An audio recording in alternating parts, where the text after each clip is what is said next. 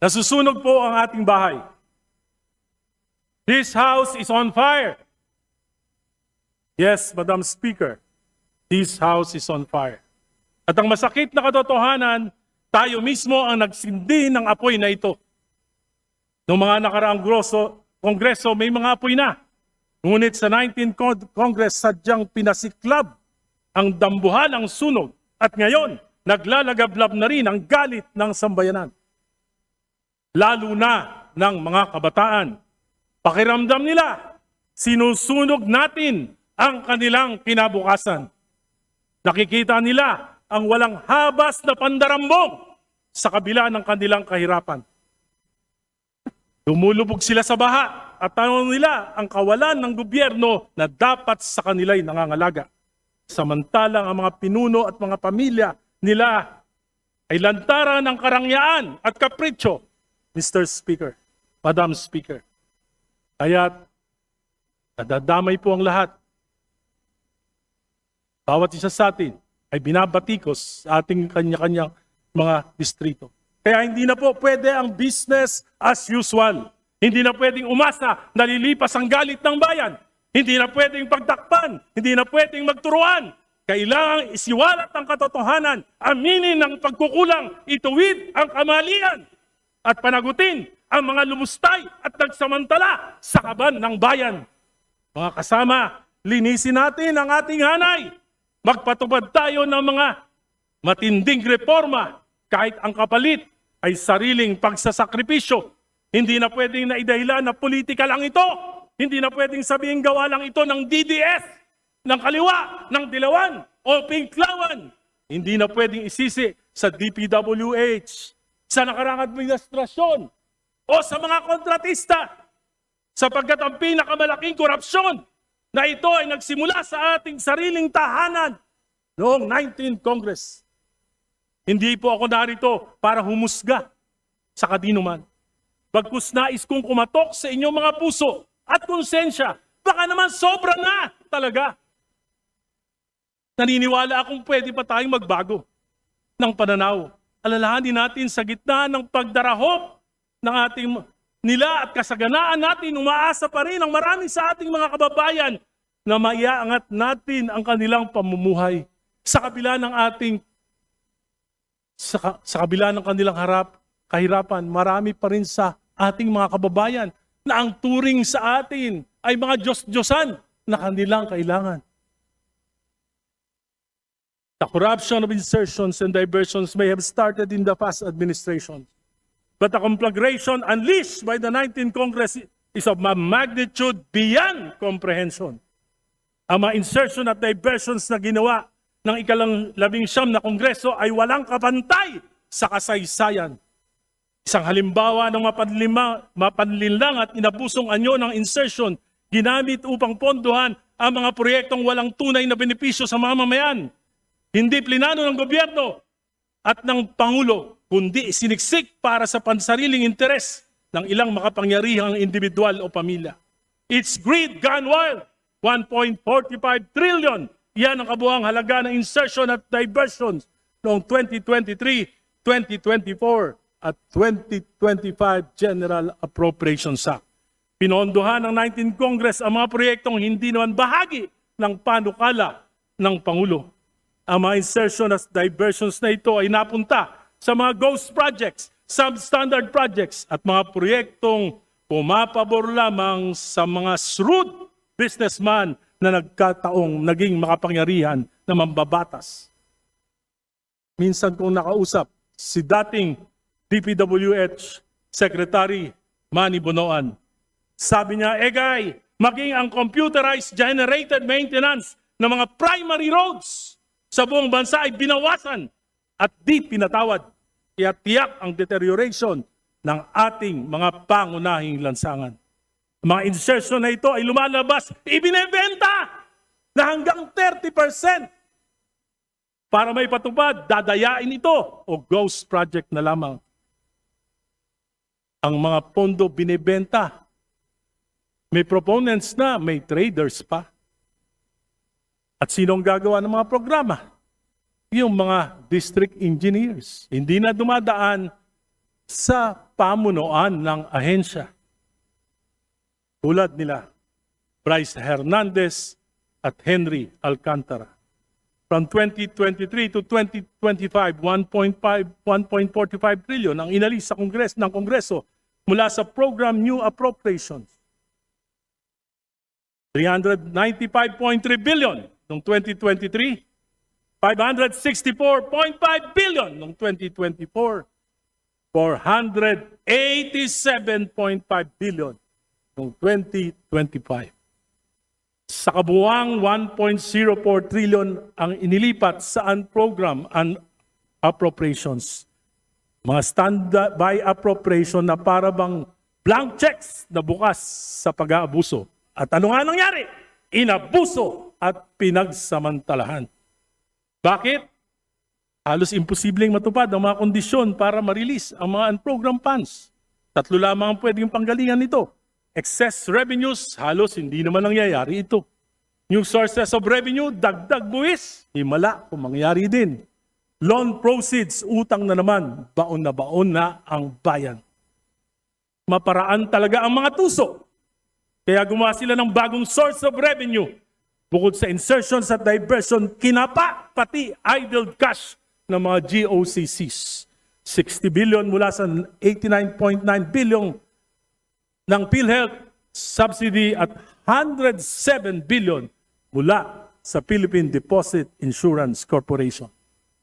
Pero dahil sa public outcry, hindi na natanggal ang PhilHealth subsidy noong 2025 GAA at inuutos na ng Pangulo na ibalik ang 60 billion na ibinawas noong 2024 at ito ay kukunin sa 2026 GAA. Insertions, diversions, amendments are not inherently bad if justified.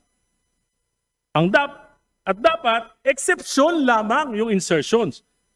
Pero naging patakaran, ang ginawa ng 19th Congress, hindi po ito exception, ito yung rule. Kung saan namin gusto mapupunta, doon mapupunta ang pondo, ang salita ng 19th Congress. Saan nga ba kinuha ang 1.45 trillion? Alam natin ang ilan ang pinanggalingan. Alam natin ang pinuntahan. Pero hindi lahat. At hanggang ngayon, nanguhula pa rin tayo.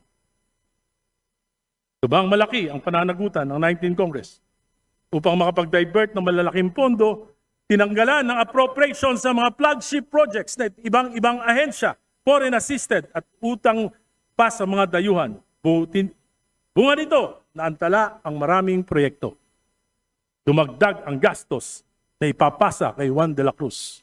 Ayon sa DOTR, sa 2 proyekto pa lamang, Metro Subway at PNR Elevated Rail, may tig-4 na taonang delay. From 2028 na dapat matapos, magiging 2032. Tinatayang higit 200 bilyon ang karagdagang gastos dahil sa inflation, dollar fluctuation, commitment fees, interest at pagtaas ng labor and materials. Kung hindi ito pinakailaman, magkakasubway sana at magkakaroon na tayo ng PNR Elevated Rail bago dumating ang taong 2028. Ngayon, 2032 na ang tansyang pagtapos.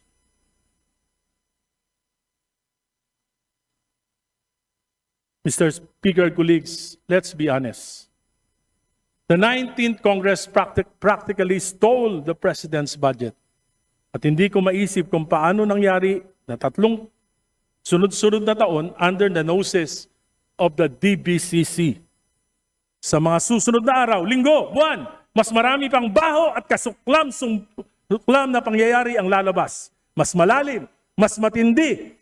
Kahit itigil ang mga investigasyon, bayan na mismo ang maglalantad ng katotohanan. Kaya hindi na pwede ang business as usual.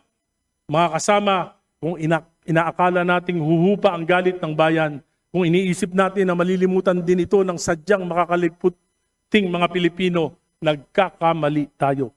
Sapagkat gising na gising ang mga kabataan at natitiyak ko na ang mga substandard at ghost projects na naibunyag na ay tip of the iceberg pa lamang. Marami pang nakatago at sa pagpapatuloy ng mga investigasyon, marami pang mas malalim at nakakasukang mailalantad. Bilang mga halal na kinatawan sa atin, dapat manggaling ang pagtatama at pagbabago. Kailangan natin ng reformang magpapahupa sa galit at kawalan ng tiwala. Kailangan palisin natin ang tingin nila sa atin na tayo ay mga buhaya at buitre. Hindi lang sakim sa salapi, kundi pati sa kapangyarihan. Kung mananalamin lamang tayo at magbubulay-bulay, makikita natin sa kabila ng ating tikas sa ating mga posters noong nakaraang halalan, ay may balot ng kadiliman na kumukulob sa ating mga larawan ngayon. Huwag na nating hintayin na ang mamamayan mismo ang mag-aklas o ang kasundaluhan ang gumawa ng mga bagay na yayanig sa ating demokrating kong pamumuhay. Kailangan natin ng reformang magpapahupa ito. Bold reforms must emanate from this house. I therefore, with all humility and with nothing in my heart and mind but to help restore faith in our institution through meaningful reforms. Though painful to most of us, I offer this call. Ngayon pa lamang, humihingi na ako ng kapatawaran sa inyo sa mga masasaktan ko.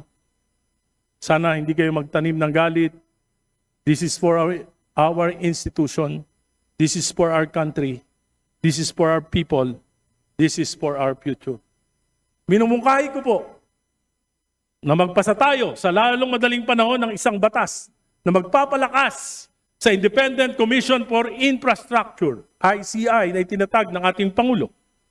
Nakausap po ako isang miyembro ng ICI. Siya po ay nawawalan na ng pag-asa. Kung siya po ay magre-resign dahil sa kakulangan ng kanilang ng poder, lalo pong mawawala na ng tiwala ang ating mamamayan. Sabi niya po that without contempt powers, we might as well just task the NBI and the Ombudsman to do the investigation. Hinihingi natin sa ating Pangulo na i-certify ito at kung kinakailangan natin mag-special session, gawin po natin ito.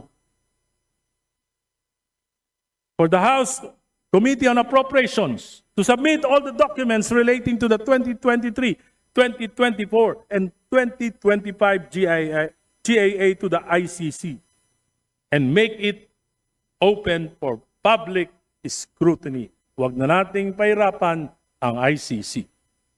To immediately enact laws that will provide meaningful political reforms like the Anti-Political Dynasty Enabling Law. Sumumpa tayong lahat mula kay Pangulong BBM, BP Sara, mga senador, at tayong mga congressman that we will abide and uphold the Constitution. Supalit patuloy nating nilalabag ang Article 2, Section 26 ng ating saligang batas. Isinasantabi natin ang tungkulin at responsibilidad na magpasa ng enabling law na inutos sa atin ng saligang batas sapagkat ito ay laban sa ating interes. We chose to only cherry-pick the provisions of the Constitution that favor us. Dahil 70% ng kapulungang ito ay mga dynasties. Mga dynasties na pinatatag ng pork barrel. Dynasties na pinatag ng dolouts. Dynasties na pinatagtag ng patronage. Dynasties na pinatagtag ng insertions. Papaluba ng korupsyon. At sumasaintabi sa mabuting pamamahala. Sa aking panukala na isinumite dito sa Kongreso, Mr. Speaker, 2 miyembro kada pamilya, pagbigyan na natin. Lampas doon, sobra na. Tama na. Mga kasama, tigilan na natin ang palusot. Kailangan ko ng proyekto sa aking distrito. Kailangan ko ng akap. Kailangan ko ng tupad para may maipahamahagi ang asawa ko na gobernador, ang kapatid kong mayor, ang vice mayor kong anak, ang pisang kong bukal. Kindly request the Honorable Erice to please wind up. At pati aso ko, tatakbo na rin, Kapitan. Sapagkat kami lang ang kailangan ng bayan. Our family is God's gift to our people. This is not democracy. This is dynastic monarchy in the sky. Mr. Speaker, sabi ni Albert Einstein, the world is being destroyed by greed, stupidity, and fear. Kaya ngayon, tanong ko, papayag ba tayo na sunugin ang kasakiman ng kongresong ito at ang bansang ito? Papayag ba tayo na lukuban ng katangahan ng sambayanan? Papayag ba tayo na alipinin ng takot na mawala ng pondo kung hindi susunod sa makapangyarihan kahit mali? Mr. Speaker, dear colleagues, let us put out this fire before it consumes us all. Mr. President Bongbong Marcos, I believe you are sincere in your anger and disgust. I believe in the sincerity of your tears. But this ain't enough. Bold action would require a will to implement painful political reforms. Isa rito, sundin ang konstitusyon, isama sa legislative agenda ang anti-political dynasty bill kahit laban ito sa interes ng iyong pamilya. Mr. President, put your best put forward. Ang pinakamainam na pamana ay sakripisyong pansariling interes para sa makasaysayang reforma na hindi nagawa ng pinakademokratikong Pangulo. To Vice President Sara Duterte, lumalaban ba kayo para sa political supremacy ng inyong pamilya o para sa ikabubuti ng bayan? Naniniwala akong politically motivated ang impeachment. Pinangalagaan kayo ng konstitusyon. Suklian nyo naman. Itaguyod nyo ang Article 2, Section 26 kahit mga hulugan ng pagpapaliit ng kapangyarihan ng inyong dynasty Vice President Sara. Senators, fellow congressman, kung mahal talaga natin ang bansa, oras na para magsakripisyo, bawasan ang taba ng political dynasties. Ayaw ng Pilipino ng taba. Bawasan ang kasopangan, bawasan ang kapangyarihan, lugbok na ang bayan.